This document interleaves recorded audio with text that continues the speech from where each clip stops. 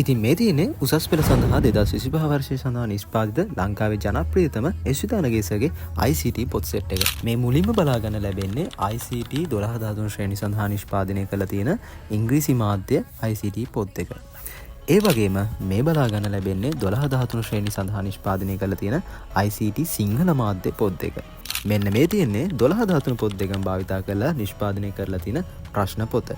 ඉතින් මේ පොතේ MCQ ප්‍රශ්න වගේම ව්‍යුහගත රචනා ප්‍රශ්න ගොඩකුත් අඩංගු කරලා නිෂ්පාදනය කරලා තියෙනවා. ඔයාට මේ පොත මේ වගේම ලස්සනට පරිස්සමට ඉක්මනටම ගෙදරට ගෙන්න ගන්න ඕන නම් අපිට WhatsApp message එකක් දාන්න. මේ තියෙන අපේ WhatsApp number.